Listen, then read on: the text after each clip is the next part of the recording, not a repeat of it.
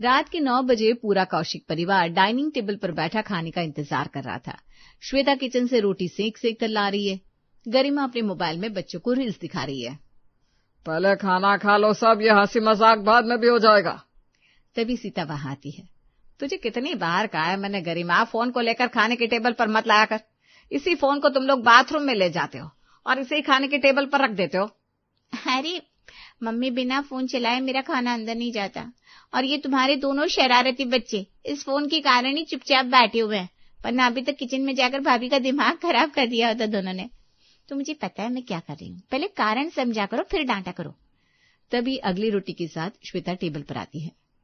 किसके प्लेट में रोटी नहीं है बताओ, गर्मा गर्म रोटी हाजिर है।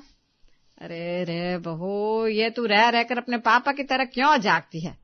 मैं ऐसा क्यों हुआ मम्मी जी? अरे पूरी सर्दी तूने सभी को ठंडी रोटियां खिलाई, अब जब गर्मी आ गई है तो एक एक रोटी सेक कर ला रही है। सारी रोटियां एक ही बार में सेक कर यहाँ लाकर धर देना और तू भी बैठ जा। That sounds nice, but मुझे पता है मैं क्या कर रही हूँ मम्मी जी। ये कहकर श्वेता अपनी ननद की प्लेट में रोटी डालकर किचन में फिर से गर्म रोटी बनाने चली जाती है। कितनी बार समझाया है तुझे सीता, बच्चों को बेवक्त मत शिक्षा दिया कर। हर बात पर समझाने वालों की बात का वजन खत्म हो जाता है। अब तू सही भी कहे तो ये समझेगी नहीं। 8 बजे तक ये खाए नहीं तो इसके सर में दर्द हो जाता है दीदी। अभी जोश में भागम भाग कर रही है, फिर रोती फिरेगी। पर आप ठीक कहती हैं, मुझे इतना बोलना ही नहीं चाहिए, पता नहीं क्यों बोल पड़ती हूँ मैं। बुआ हमें फोन रख देना चाहिए, दादी नाराज हो गई है। सभी डिनर कर लेते हैं। गरिमा अपने कमरे में बच्चों के साथ चली जाती है। कोई छत पर टहलने निकल जाता है, कोई बाहर सोडा पीने। ये डाइनिंग टेबल पर झूठे बर्तन छोड़ना मुझे एकदम पसंद नहीं। रसोई किस लिए है? बर्तन उठाकर रसोई में रखना भी नहीं होता इनसे। बहुत ज्यादा ही विदेशी बन जाना है सभी को। विदेशी वेल इन्फॉर्म नहीं है मम्मी जी आप। विदेश में तो लोग जिसके घर मेहमान बनकर जाते ना, उसके घर भी झूठे बर्तन धोकर सारा काम समेट कर वापस आते हैं। वहां इस तरह काम को पसारे रखने का कोई भी विधान नहीं है। तो फिर यहाँ क्यों पसार कर रखा है बर्तन तूने? मैं सारे बर्तन इकट्ठा करके सिंक में डाल देती हूँ, रात को ही धो के काम निपटा देंगे। और ये बोलते बोलते सीता सारे झूठे बर्तनों को समेटने लगती है। अरे मम्मी जी, ये आपने क्या किया? डाइनिंग टेबल के सारे प्लेट्स को एक तरफ कर दिया, कटोरियों को एक तरफ कर दिया। छी छी छी, कितना मैस लग रहा है ये। क्या जरूरत थी मम्मी जी आपको छेड़छाड़ करने की? दीदी ठीक ही कहती है, तुम लोगों को सलाह देना ही खुद के पैरों पर कुल्हाड़ी मारना है। तो रहने दे, तुझे कुछ करने की जरूरत नहीं है। मैं बर्तन उठाकर रसोई में ले भी जाऊंगी और धो भी दूंगी। वही तो नहीं करना है ना मम्मी जी। किचन मैंने क्लीन कर दिया है। खाना बनाते ही मैं किचन क्लीन कर देती हूँ। सिर्फ रोटियों के लिए थोड़ा सा स्पेस रखा था मैंने, उसे भी झाड़ कर पोंछ दिया है। आप इन बर्तनों को सिंक में धोएंगी, फिर स्लैब पर रखेंगी पानी निकालने के लिए, फिर ये जाएंगे बर्तन स्टैंड में। ना ना ना ना, पूरा किचन गंदा हो जाएगा, नो वे। और जब बर्तन खुद ही धोना है तो हमने बर्तन वाली को रखा क्यों है? वो सुबह 8 बजे तक आएगी, फिर वो बर्तन धो डालेगी। और अगर उसे आने में देरी हो गई तो क्या तू नाश्ते की तैयारी नहीं करेगी? पुनीत चिक्की का टिफिन लगाना होता है, सभी के लिए नाश्ता बनाना होता है।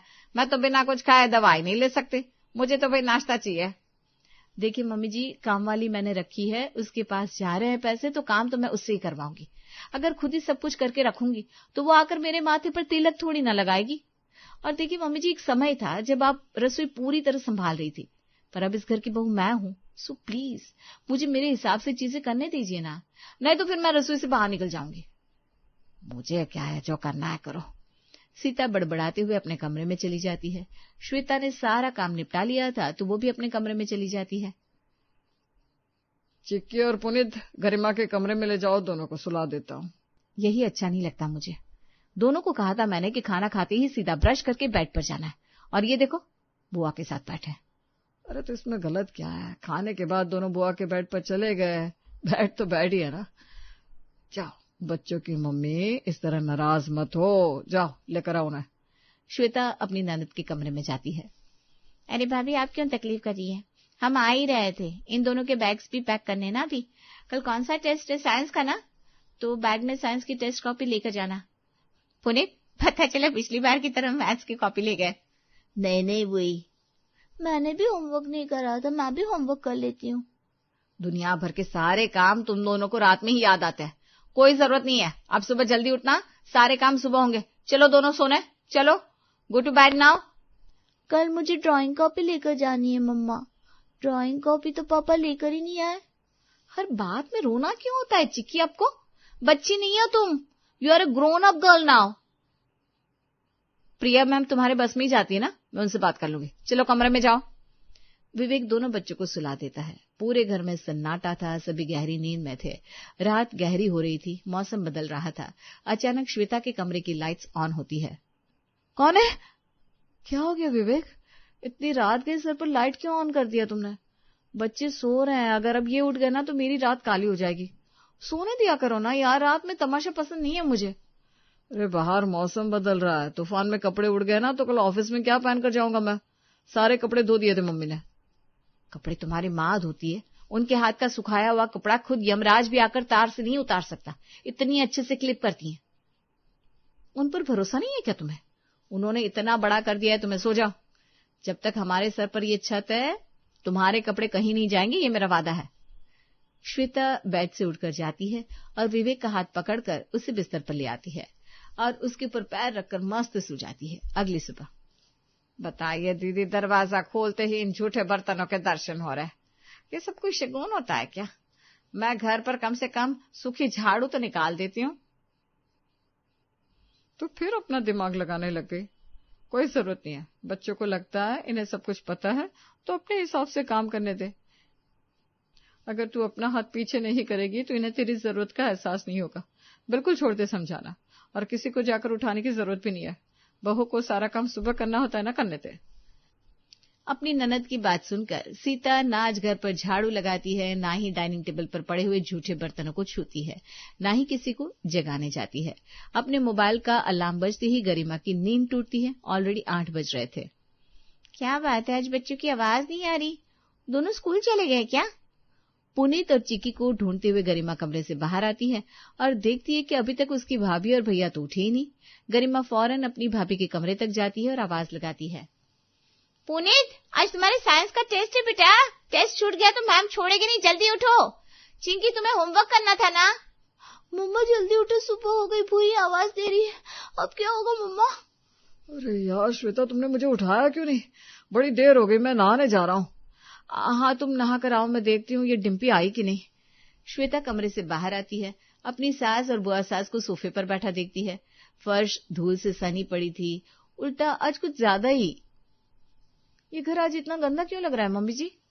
रात को खिड़कियां बंद करके सोने को कहती हूँ मैं, पर किसी को समझ में आता ही नहीं। अचानक मौसम बदल गया, तूफान आया था रात को, इसलिए पूरा हॉल गंदा है।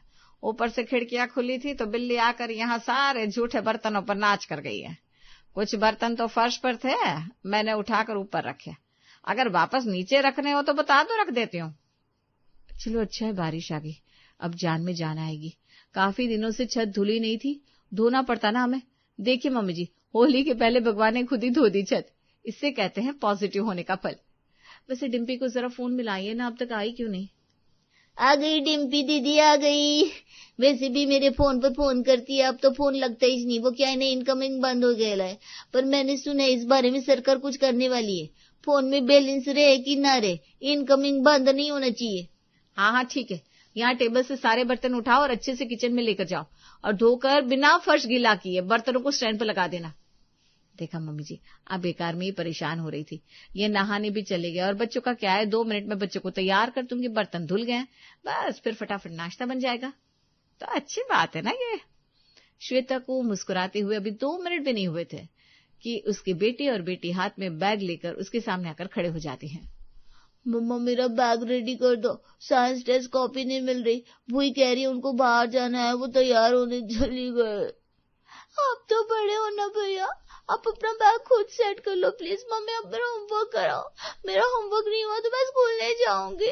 मैम मुझे बाहर खड़ा कर देती है, मुझे बहुत इंसल्टिंग लगता है। अच्छा चिकी, तुम अपना होमवर्क कॉपी निकालो, मैं देखती हूँ कौन सा होमवर्क करवाना है। और पुनीत तुम जल्दी जाकर स्कूल यूनिफॉर्म पहनो, तब तक मैं कमरे में जाकर तुम्हारी टेस्ट कॉपी ढूंढती हूँ।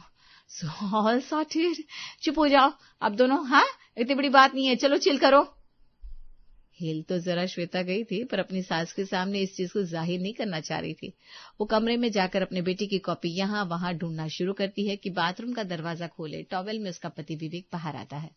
रात को तुमने कहा था कि कपड़े छत से लाने की जरूरत नहीं है, अब जल्दी से मेरे कपड़े लाकर प्रेस करके दो मुझे, या फिर तुम बस कपड़े उतार कर ला दो। टॉवेल में मैं ऊपर चला गया तो फिर तुम कहोगी कि बगल वाली पारुल को बॉडी दिखाने का बहाना मिल गया मुझे। मैं खुद आयरन कर लूंगा, बस आयरन निकाल कर देना, बड़ी देर हो गई आज। आयरन? वो तो पता नहीं कहाँ रखा है मैंने। लास्ट टाइम तो हमारे कमरे से आयरन लेकर गरिमा दी गई थी ना बच्चों के कपड़े प्रेस करने, तो उनके कमरे में ही होगा। तुम जाकर देख कर आओ ना, तब तक मैं छत से कपड़े लाती हूँ। कमरे की सारी आवाज बाहर आ रही थी। सीता घबराई हुई अपनी ननद को देखे जा रही थी। फिर ऐसे मुंह मत बना, इसी कारण तेरी बहू के होश ठिकाने नहीं आ रहे। तो उठकर यहां से जा, तो यहां रहेगी तो जिस हिसाब से तेरे हाथ छटपटा रहे ना, तो फिर से कोई काम करना शुरू कर देगी। कुछ नहीं करना है आज तुझे। इन्हें लगता है ना कि तू फिजुल में इन्हें ज्ञान बांटती है, तो आज एक दिन ज्ञान मत ही बांट। अरे पर दीदी, अभी ये भी पार्क से टहल कर आएंगे, फिर चाय मांगेंगे। इनके लिए तो चाय बना दूं, बच्चों को दूध दे दूंगी, बस इतना करने दीजिए दीदी।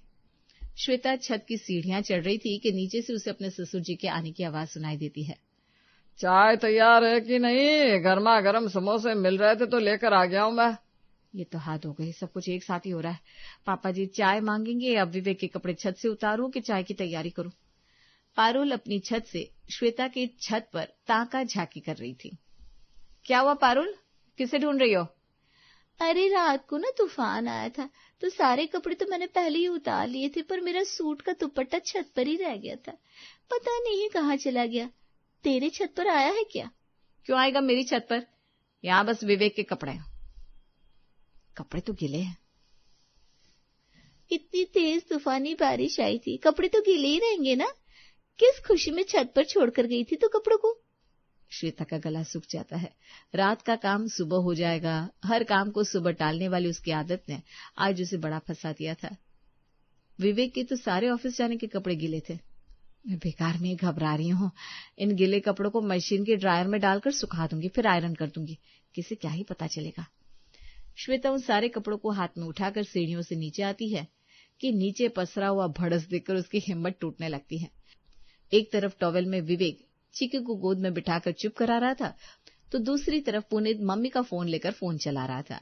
सुरेश चाय पर चाय की गुहार लगा रहा था, तो गरिमा विवेक को अपने साथ चलने को कह रही थी। कितनी देर लगा दी श्वेता तुमने। कपड़े धोने नहीं थे, सिर्फ उतार कर लाने थे। वैसे इन कपड़े में से पानी क्यों रिस रहा? अरे वो कपड़ों को आयरन करने के पहले जरा गीला करना चाहिए ना। ये हैक होती है, मैंने देखी थी इंस्टा पर। भैया के कपड़े जल्दी आयरन कर दो भाभी, मुझे लेट हो रहा है। भैया मुझे ड्रॉप कर दोगे ना? अरे मेरे कपड़े बाद में प्रेस कर देना, पहले इस पुनीत की साइंस कॉपी ढूंढो। इसका स्कूल वैन दरवाजे पर खड़ा कब से पै पै कर रहा है। और ये चीकी का हिंदी का ऐसे सुबह 9 बजे का घर, इस पर क्या लिखो कुछ समझ में नहीं आ रहा मुझे। अरे रुक जाओ, सांस तो लेने दो तुम लोग बहू को। इससे सारी तैयारी पहले ही करके रखी होगी। चल बहू अब फटाफट सबका काम कर दे, फिर चाय नाश्ता करवा मुझे। नाश्ता? हाँ तो 9 बज रहे हैं, नाश्ता तो मांगेंगे ही ना सब। इस घर में बूढ़े बुजुर्ग रहते हैं, 3-3 दवा लेनी होती है हमें। तेरे ससुर जी को चाय बनाकर दे दी मैंने, अब नाश्ता तो बनाएगी ना तू। वैसे तो चाय बनाने का काम भी तेरा ही था। बच्चों को दूध पिला दिया मैंने, पर इन दोनों की टिफिन भी देनी है। हाथ में पैसा पकड़ाकर कैंटीन में खाने को मत कह देना, और विवेक को भी टिफिन लगेगी। मम्मी जी आप मेरा साथ छोड़ देंगी तो सारा काम कैसे होगा? आप इन बच्चों की दादी हैं, विवेक की माँ है, पापा जी की पत्नी है और बुआ जी की भाभी है। और मेरी माँ भी है भाभी। मम्मी आपने मुझे ऐड नहीं किया, मैं भी इस घर का हिस्सा हूँ। हाँ तो दीदी की माँ भी तो है आप। हम सबसे रिश्ता है आपका, ऐसे में आप मुझे अकेला छोड़ रही हैं। मैं सिर्फ खुद के लिए नहीं, इन सबके लिए काम करती हूँ ना। हो गई गलती मम्मी जी मुझसे, अब जान लेंगी क्या? आप ठीक कहती थी सारे काम को रात को ही सल्टा दिया करूं, पर रात के झूठे बर्तनों में से नाश्ते की जरूरत भर के बर्तन मैंने पहले ही धो लिए होते। नाश्ते की थोड़ी बहुत तैयारी रात को ही कर ली होती तो अभी ये सब दिक्कत नहीं होती। मेरे कपड़े भी छत से रात को लाकर प्रेस हो सकते थे, पर ना तुम छत से कपड़े लेकर आई, ना ही मुझे लाने दिया। इन दोनों का बैग भी मैं रात को पैक करवा देती हूँ, पर आपको तो सारे काम को सुबह पर टालना था ना भाभी, अब फंस गई आप। मैं रसोई में जाकर देखता हूँ डिम्पी ने अब तक बर्तन धोए कि वो बर्तन बना रही है। सभी के लिए गरम गरम समोसे जो लेकर आया था वहां टेबल पर ले आता हूँ। समोसे का ही नाश्ता कर लेंगे सब। तो बच्चा और विवेक के टिफिन के लिए पोहे बना ले बहू। एक काम करो पुनीत, तुम्हारी वैन वेट कर रही है, तुम निकलो, मैं पीछे से तुम्हारे साइंस टेस्ट कॉपी और टिफिन लेकर भैया के साथ आती हूँ। और मैं भूई? तुझे रास्ते में तेरी भूई होमवर्क करवा देगी। तू अभी शांत से बैठ जा। सीता गरिमा के हाथों से कपड़े लेती है और फौरन उन्हें मशीन में घुमाने के बाद फटाफट आयरन करके विवेक को देती है। विवेक खुद के टिफिन के साथ बच्चों के टिफिन को लेता है और गरिमा और चिकी को कार में बिठाकर स्कूल के लिए निकल जाता है। आज सुबह हमारे घर पर 9 बजे जो भी हुआ वो सब कुछ इस ऐसे में लिख दिया है मैंने पापा। और हम स्कूल भी पहुंच गए चिकी। अब जल्दी से तुम अंदर जाओ वरना दरवाजा बंद हो जाएगा। फिर भूई को भी तो जाना है ना। गरिमा को ड्रॉप करते हुए विवेक भी ऑफिस के लिए निकल जाता है। भाग दौड़ में आज सभी को देरी जरूर हुई थी, पर पूरा घर जब मिलकर एक साथ आया तो काम किसी तरह मैनेज हो गया। और फाइनली आज हुई इस प्रॉब्लम के कारण श्वेता को परिवार के साथ की कीमत के साथ ये भी समझ में आ गया कि उसकी सास रात को ही सुबह का अरेंजमेंट करने को क्यों कहती थी।